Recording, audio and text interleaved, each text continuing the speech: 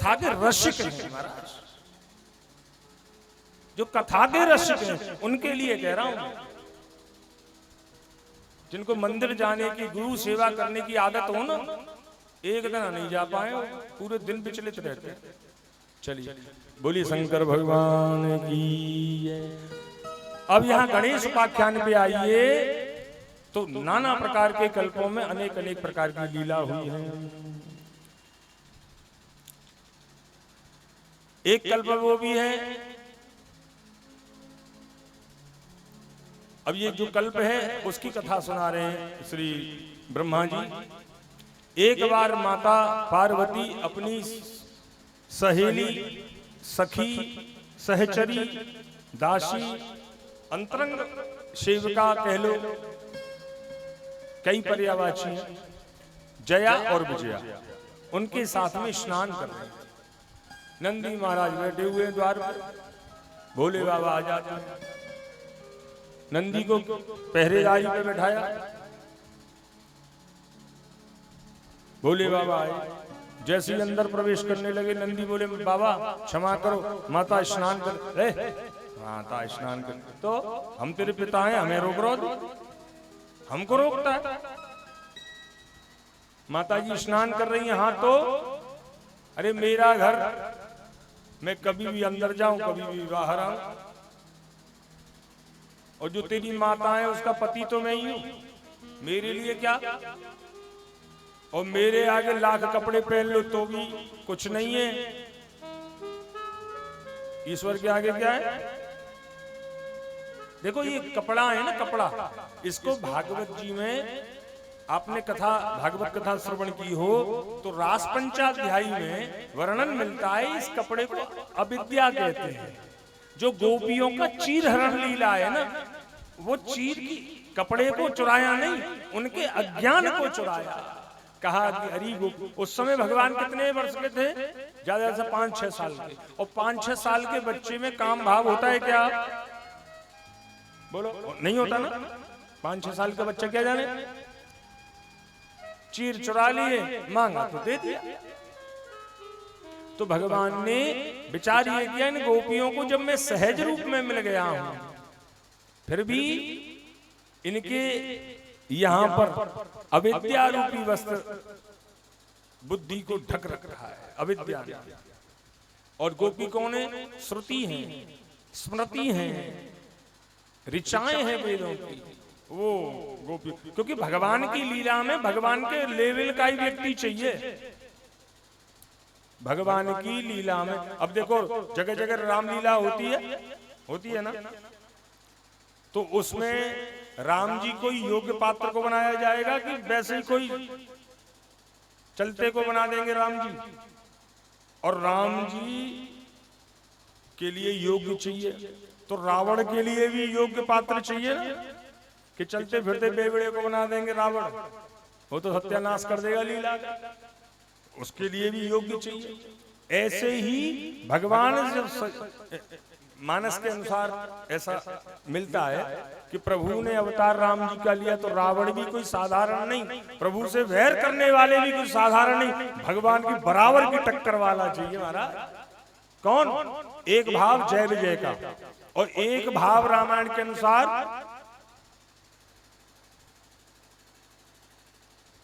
राजा का बतलाया है। देखो अभी था यहां पे गायब हो गया।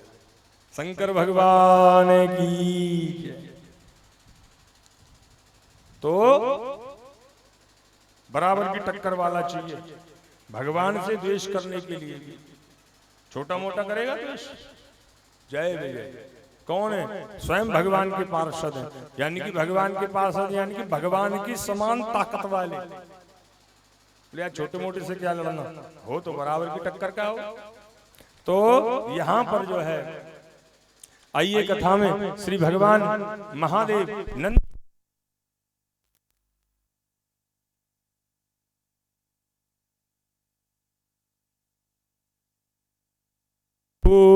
काशी विश्वनाथ गंगे हर हर महादेव शंभो। काशी विश्वनाथ गंगे बुल शंकर भगवान की। अब नंदी को छिड़क करके ढांट करके महादेव अंदर जाने लगे। कोई बात नहीं, माता ने देखा, जया विजया ने देखा, थोड़ा लज्जा हुई। उसके बाद एक दिन जया विजया ने कहा कि देवी, वैसे तो महादेव के गण सब अच्छे हैं, हमारी सबकी सुरक्षा में रहते हैं, लेकिन अपना भी कोई एक गण होना चाहिए, पर्सनल। माता बोली, क्या करोगी अपना गण? है तो सही, नंदी है, भृंगी है, श्रृंगी है, और भी बहुत सारे महावीर गण हैं, और तुमको तकलीफ क्या है ये बताओ। अरे कोई कार्य होता है तो एक बस आज्ञा करने की देर है, बहुत सारे गण हैं। बोले वो तो ठीक है देवी, लेकिन फिर भी एक अपना पर्सनल। देखो ये सीक्रेटपन ही भगवान को पसंद नहीं। सीक्रेट बोले, सीक्रेट से सीक्रेट। कुछ लोग ऐसे होते हैं, आपको मैं अपना अनुभव बता रहा हूं, कि अपने आप को इतना सीक्रेट रखते हैं, इतना सीक्रेट रखते हैं कि सामने वाले का दिमाग खराब हो जाता है, वो समझ ही नहीं पाता है। हमारे गुरुदेव कहते हैं, सुनो, अपने आप को इतना सरल बना के रखो, इतना सरल बना के रखो। हमने देखा है अपने ब्रह्म कुमारी मार्ग में, कुछ भाई, कुछ बहन, बिल्कुल क्या कहें महाराज, मक्खन तो भी ताप से पिघलता है। कुछ लोग ऐसे भी हैं, पर दुख द्रवई संत सुपनीता, दूसरे के दुख को देख करके वो रोने लगते। हमने देखा ऐसे भी कोमल हृदय के। तो अच्छे लोगों को अपने आप को इतना सरल बना करके रखना चाहिए कि छोटा बच्चा भी उनके पास, अनजान बच्चा भी उनके पास आकर के उनकी गोद में बैठ जाए, लिपट जाए, और लगे कि यहां मैं बैठा रहा। आपने देखा होगा कुछ लोग ऐसे होते हैं कि आप उनके पास बैठो ना, तो बस मिनट 2 मिनट में ये लगे यहां से उठ, चल चल चल चल। वहां नेगेटिविटी बहुत होती है, विचारों आदि आदि, क्योंकि सत्संग कभी हुआ नहीं उधर। ऐसे मकानों की बात है, कई मकानों में नेगेटिविटी बहुत होती है, क्योंकि वहां कभी धार्मिक कार्य नहीं होते, कोई पूजा पाठ हवन इत्यादि कीर्तन वगैरह ये सब, कोई सत्संग मेला कुछ नहीं होता। बस खाए पिए पड़े रहे, फिर सुबह ऑफिस, फिर शाम को ऑफिस। कुछ लोगों के तो बच्चे अपने बाप का मुंह नहीं देख पाते। बच्चे जगे उससे पहले तो पिताजी गए ऑफिस, और बच्चे सो गए तब ऑफिस से आए, पता ही नहीं। कभी कभी जब कभी छुट्टी हो तब भले, क्या चीज। चलो अब यहाँ पर का सीक्रेट, कुछ पर्सनल अपना गण होना चाहिए। तो भगवती बोली, क्या करोगे? नहीं। अब उस दिन की घटना को जब देखा भगवती पार्वती ने, तब समझ में आई कि जया विजया सही कह रही थी, एक अपना भी गण होना चाहिए, बॉडीगार्ड। अब तो महाराज ये भगवती पार्वती के लिए है। हाँ कहूँ आप लोगों सोच में लग जा, अपना भी बॉडीगार्ड एक होना चाहिए। गड़बड़, हाँ सोच जाते कुछ। अब हुआ ये कि एक दिन भगवती और जल विहार कर रही थी, स्नान कर रही थी, तो उस समय उबटन लगाया जाता था, जो आजकल पार्लर में लगता है, फेस वॉश, ये क्या वो शॉर्ट में बता रहा हूँ, वो सब लगाते हैं। लेकिन उस समय हल्दी, बेसन, ये सब मुल्तानी मिट्टी, ये सब ही होता था। ये इसी से सब पार्लर का काम हुआ करता था, ऐसी वस्तुएं होती थी। तो भगवती वो जो है अपना जया विजया कर रही थी, तो सहज में ही वो उबटन उतारते और रखती गई, वो थोड़ा सा हो गया खूब। अब ऐसा तो हो ही गया होगा, अब इतना तो कोई नहीं लगावे, लेकिन इतना तो हाँ। अब ये मैं इसलिए बोल रहा हूं कि उस समय का आकार क्या होगा। अरे आज से 100 साल पहले के लोगों का आकार देखो, अपने राजस्थान में कैसे कैसे कवच है, तलवार है, 20-20 किलो की तलवार है, 20 किलो का भाला है, 10 किलो के कवच, 20-20 किलो के कवच है, तो आदमी कैसे पहनने वाले होंगे उस समय। और ये तो भगवती जगत जननी की बात हो रही है महाराज, कैसी होगी जगत जननी, सृष्टि है, छाई हुई है पूरे ब्रह्मांड पे, तो वो छोटी मोटी होगी। और उसके श्रृंगार के लिए तो चकाचक माल चाहिए, ट्रक भर भर के। लेकिन फिर भी एक कल्पना ऐसी थी, और शास्त्र के अनुसार ऐसा जो मान लिया गया कि उपटन था। तो सहज में ही खेल ही खेल में एक मूर्ति का आकार दिया, और मूर्ति बड़ी सुंदर बनी। तो भगवती से जया विजया बोली, देवी ये किस बच्चे की सी मूर्ति बना दी? अरे हाँ, ये तो बड़ी सुंदर प्यारी मूर्ति बन गई, प्रतिमा बन गई, क्यों ना इसी में प्राण डाले जाए। तो भगवती ने और प्राणों का संचार किया, उस अपने शरीर में से प्राणों का संचार किया है उस पुतले के अंदर, मूर्ति के अंदर छोटी सी।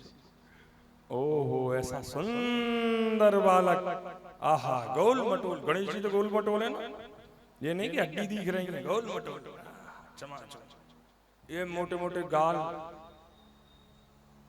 चकाचक तौन, छोटे छोटे हाथ, छोटे छोटे पैर,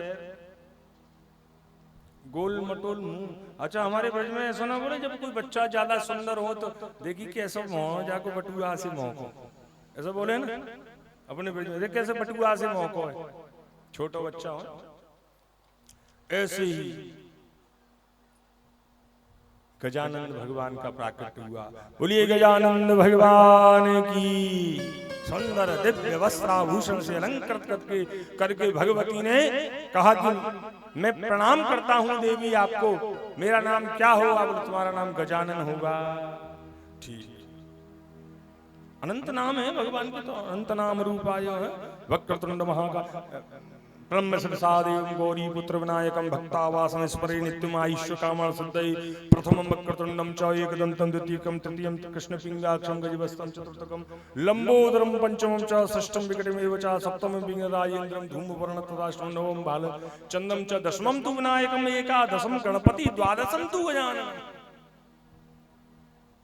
वक्रतुंड प्रथमं वक्रतुंडम च, तो प्रथमं वक्रतुंड नाम रख दिया।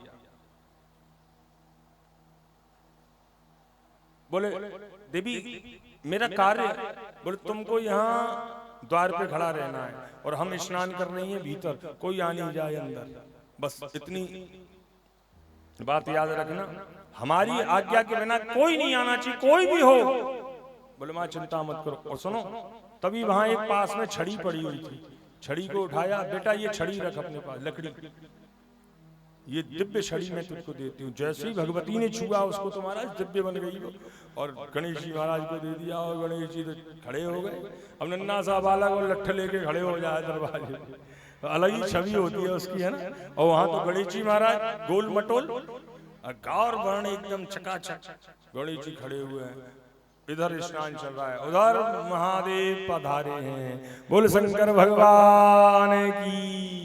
और जैसे ही बाबा पहुंचे हैं, गणेश जी ने छड़ी आगे, रुको रुको रुको बाबा रुको, कहां कौन हो, अंदर कहां जा रहे हो? अब गणेश जी को पता नहीं है अभी। महादेव ने सोचा बालक है,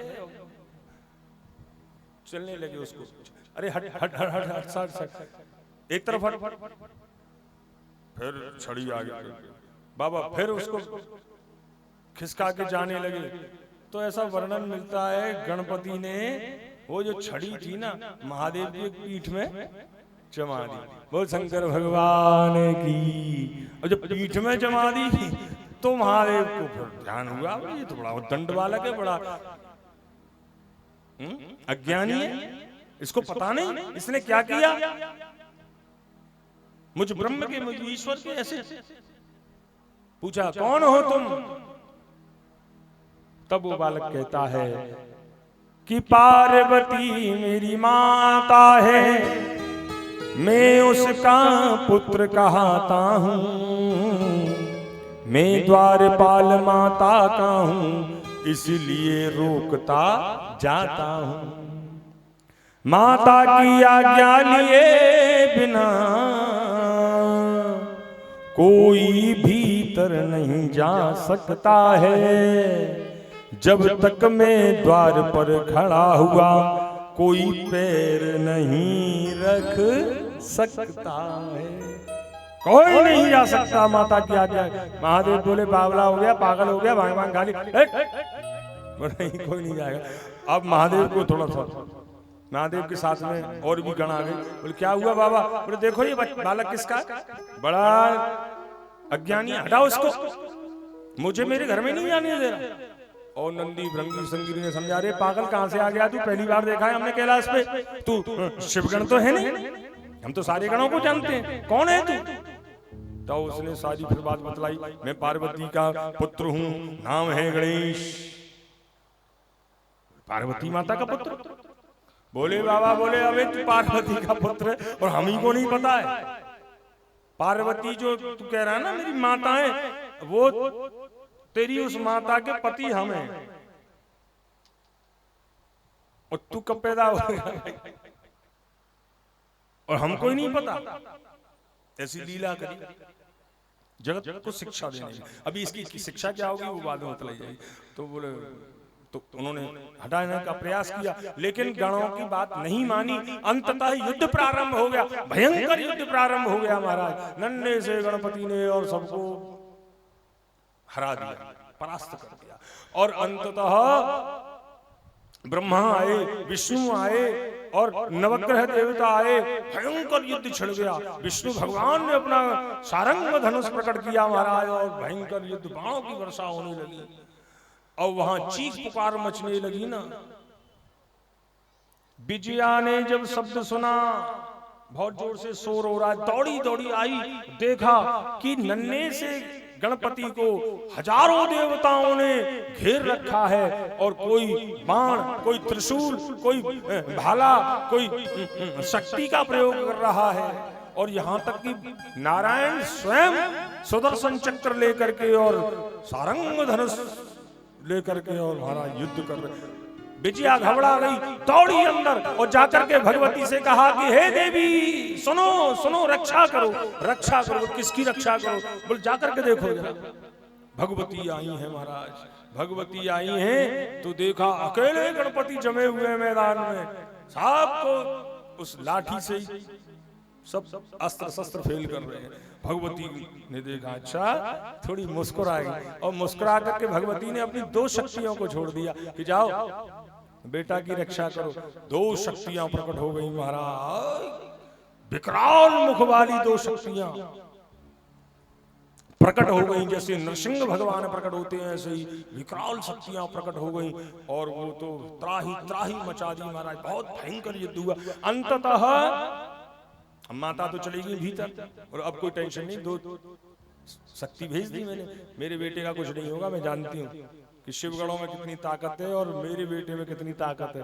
अब तो महाराज महादेव को स्वयं पधारना पड़ा और महाकाल का स्वरूप ले लिया भगवान ने। वैसे भगवान बड़े करुणा अवतारम हैं, लेकिन कभी कभी महाकाल का रूप जब धारण करते हैं, सृष्टि संहार के लिए धारण करते हैं, तो क्योंकि गणपति कोई साधारण तो है नहीं कि छोटे मोटी बातों से, छोटे मोटे अस्त्र शस्त्रों से हार जाए, तो महाकाल का रूप धारण करना पड़ा और त्रिशूल का संधान किया, गणपति के ऊपर चला दिया है। आहा, गणपति का मस्तक कट करके गिर पड़ा है। बोल गजानंद भगवान की, शंकर भगवान की, मस्तक कट गया है, धड़ वहीं पर गिर पड़ा है। हाहाकार मच गया महाराज। और दोनों शक्तियों ने जाकर के तुरंत भगवती को सूचना दी है। भगवती आई हैं, भगवती ने देखा उनका प्रिय पुत्र मस्तक कटा हुआ पड़ा हुआ है महाराज। भयंकर पहले तो बड़ा दुख हुआ, फिर एकदम से पहले तो मैया कोमा से में चली गई, और जब धीरे धीरे बाहर जया विजया ने थोड़ा उनको संभाला, तब उनको होश आया, विराट रूप धारण कर लिया।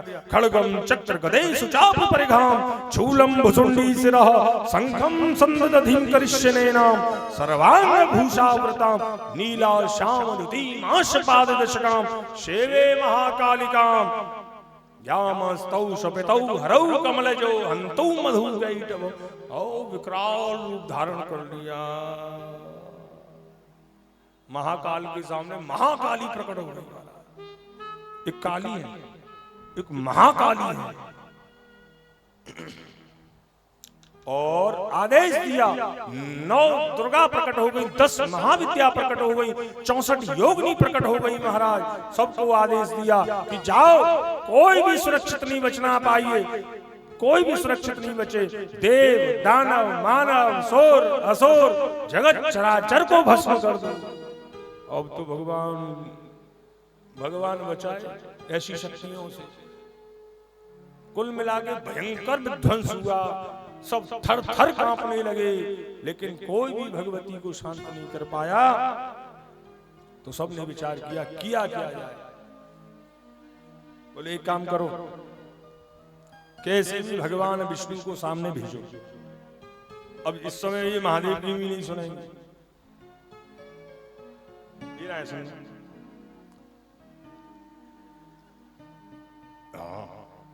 सुनती तो फिर बात ही क्या। बोले फिर विष्णु भगवान को वो भाई कहते थे। महादेव श्री हरि विष्णु को आगे किया गया। उन्होंने प्रार्थना की, हे जगदम्बे शांत हो। बहुत तरह से प्रार्थना की। अरे जय जय जगदाधार भवानी जगदम्बे, मेरी विनय करो स्वीकार कल्याणी जगदम्बे। अनेक प्रकार से क्षमा मांगी तो भगवती शांत हुई। भगवती ने कहा कि सुनो, मैं तभी शांत होंगी जब मेरे पुत्र को जीवन दान मिलेगा। अब सबने मंत्रणा की और फिर एक गज बालक का मस्तक लाया गया और उस बालक के मस्तक पर बहुत अंदर की कथा है, ये कल हम आपको सुनाएंगे। और उस बालक के माथे पर रखी गई। बालक जो है दोबारा से स्वस्थ हो गया। जब दोबारा से स्वस्थ हो गया, भगवती शांति, सब देवताओं ने उस बालक को प्रथम पूज्य होने का आशीर्वाद दिया, वरदान दिया और दिव्य शक्तियों से विभूषित किया गया। आहा। और भगवान श्री सिद्धि विनायक, बोलिए सिद्धि विनायक भगवान की, सदगुरु भगवान की, आदि गुरु शंकर भगवान की। ऐसे गणपति महाराज हैं। अब गणपति के विवाह के बारे में थोड़ा जल्दी से चर्चा कर देते हैं। एक समय गणपति महाराज और कार्तिकेय महाराज के पास में जब बड़े हो गए तो एक बार ब्रह्मा जी आए। ब्रह्मा जी ने कहा, महादेव अब पुत्र थोड़ा बड़े हो गए, अब इनका विवाह वगैरह की कुछ व्यवस्था। बोले ठीक है, विचार करते हैं। एक बार महादेव और माता पार्वती आपस में चर्चा कर रहे थे कि महादेव, हाँ अब हमारे पुत्र सयाने हो गए हैं, अब इनका विवाह होना चाहिए। तो विवाह होना चाहिए। तो अब विवाह की बात सुन करके दोनों झगड़ा करने लगे, ऐसा लेख मिलता है। दोनों झगड़ा करने लगे। कार्तिकेय बोले मैं ब्याह करूंगा, मैं बड़ा हूं। गणेश जी बोले नहीं, हम ब्याह करेंगे। अब मैं करूंगा के चक्कर में महादेव बोले सुनो, झगड़ा वगड़ा मत करो। संपूर्ण पृथ्वी की जो परिक्रमा 3 बार करके आएगा उसके साथ में उसका पहले विवाह किया जाएगा। बोले ठीक। अब तो महाराज मयूर पर विराजे कार्तिकेय और गणपति महाराज का वाहन चूहा। भोले शंकर भगवान की। अब तो गणपति का वाहन धीरे धीरे चले और कार्तिकेय उड़ के पहुंच गए। माता बोली कि गणेश क्या कर रहे हो बेटा, कार्तिकेय लौटता ही होगा और तुम अभी कैलाश से बाहर भी नहीं निकले हो।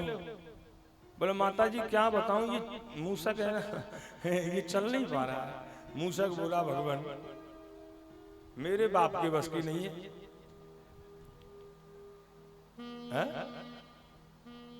आपका वजन तो आप ही संभाल सकते हो। अब गणपति बोले यार ये तो अब इसको दिव्य शक्ति से चलाऊं, शक्तियों से चलाऊं तो ये तो चीटिंग होगी, बेईमानी होगी, है ना। और बेईमानी करना ठीक नहीं है, गलती की चीटिंग करना ठीक नहीं है। तो गणपति ने विचार किया, बुद्धि के देवता है महाराज। गणपति ने और भगवान महादेव और अपनी मां पार्वती की परिक्रमा, अरे 1 चल रही है, 2 चल रही है, 3 चल रही है, 108 गणपति धीरे धीरे धीरे धीरे धीरे धीरे। बोल गणेश भगवान की। आहा। अब तो महाराज गणेश जी को प्रथम विजेता माना गया और गणेश जी का विवाह और विश्वरूप की एक प्रजापति हुए विश्वरूप, उनकी पुत्री हैं सिद्धि और बुद्धि, उनसे भगवान गणेश का विवाह हुआ और उनसे शुभ लाभ की उत्पत्ति हुई और आनंद से रहने लगे। बोल गणेश भगवान की जय। और कार्तिकेय लौट करके आए हैं, इतने में नारद जी मिले, बोले कार्तिकेय कहां से आ रहे हो? बोले पृथ्वी की परिक्रमा। अरे भले आदमी, तुम पृथ्वी की परिक्रमा में लग रहे हो, यहाँ पर तुम्हारे छोटे भाई की शादी हो गई और तुम्हारे दो भतीजे तैयार घूम रहे हैं। कार्तिकेय बोले अच्छा। जैसे ही कैलाश पे आए तो देखा, वही दृश्य देखा तो कार्तिकेय को थोड़ा सा आवेश आया, बुरा लगा कि पिताजी ने माताजी ने मेरे साथ द्वेष किया है, भेदभाव किया है। कार्तिकेय वहां से चल दिए हैं, दक्षिण भारत में क्रौंच पर्वत पर पहुंचे हैं। बस आज की कथा यहाँ पर विश्राम करते हैं, कल की कथा यहाँ से सुनाई और कल 12 ज्योतिर्लिंग की कथा आपको सुनाई जाएगी। ठीक है, अब गणेश जी का पूजन करें एक एक करके आकर के। और कल